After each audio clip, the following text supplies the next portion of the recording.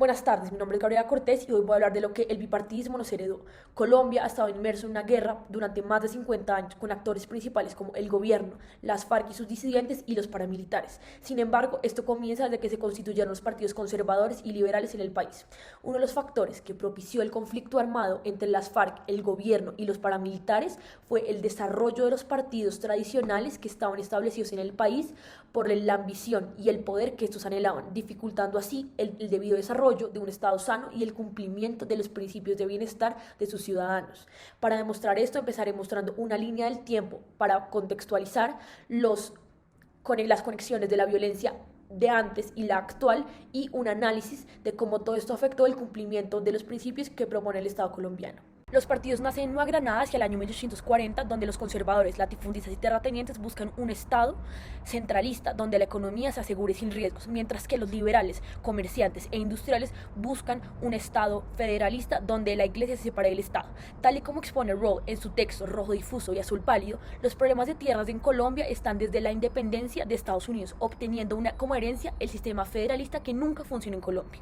Por otro lado, los campesinos fueron expropiados a manos de terratenientes poderosos del país y forzados a pagar impuestos demasiado altos para así no poder tener la oportunidad de sostener sus tierras. Hay una clara relación entre guerra y política, ya que desde la conformación del Estado se ven problemas por ver quién debe mandar el país y cómo debería hacerlo. Es de gran importancia resaltar conflictos históricos importantes para encontrar antecedentes que influyeron en la situación. Primero que todo está la Guerra Civil de 1885 entre estos partidos. Segundo, la Guerra de los Mil Días en 1899 y por último, tras 4 años seguidos de mandato por el Partido Liberal, en 1946 se empieza a tomar fuerza la etapa de violencia y de agitación social. Rosa escribe un texto para la Universidad Javeriana llamado Historia Concisa de Colombia, donde expone cómo los partidos tradicionales tuvieron un impacto en el conflicto armado. Y todo esto desde la perspectiva de los olvidados por la historia, es decir, las minorías colombianas afectadas por el problema. Las disputas por las tierras, explica ella, se dieron por la necesidad de los terratenientes pertenecientes a los partidos a tener más tierra, lo cual se traducía en poder. Y este poder representaba la posibilidad de elegir el sistema que debía utilizar el país, lo cual solamente causaba matanzas, desplazamientos y pobreza en general. Dichas minorías buscaron al gobierno por respaldo y nunca recibieron respuesta. Hemos visto lo que el conflicto interno estaba causando. Ahora bien, lo que terminó de detonar la insatisfacción que traían los colombianos fue el asesinato del líder popular Jorge Eliezer Gaitán. Esto causó la pérdida de esperanza del pueblo y de aquellas víctimas que habían dejado los terratenientes, puesto que este líder los estaba apoyando, además de desmembrar la confianza que había en el gobierno. Esta época la denomina el historiador británico Hoffman como la época de la violencia, donde él explica que fue la mayor movilización armada de campesinos de la historia contemporánea del hemisferio occidental. En esta movilización pertenecieron guerrilleros, autodefensas y bandoleros. Sin embargo, aquí es donde se empieza a comprender que la salida para muchos colombianos de la difícil situación que se estaba viendo en el país era coger armas y alcanzar la justicia por mano propia. Algunos factores claves que alimentan el disgusto, el empobrecimiento general de los colombianos y la exclusión son la grieta de la modernidad, la lealtad política y los beneficios que traía la violencia. En el año 1950 al 53 se evidencian los primeros actos violentos por parte de las autodefensas hacia el abuso del poder público. Sin embargo, durante esta época no se evidenciaba violencia entre personas, campesinos o terratenientes del mismo grupo político, lo cual significaba que la guerra todavía era bipartidista.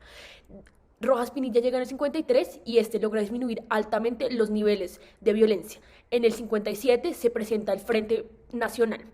Con esto vienen pactos de paz y se reduce la rivalidad. Sin embargo, aún así haya disminuido la violencia, siguen existiendo grupos al margen de la ley. Hay dos aspectos importantes acerca de estas agrupaciones, y es que son de carácter comunista y de bandolerismo. Esto fue fundamental para la creación de las FARC, el cual se fundó en 1964.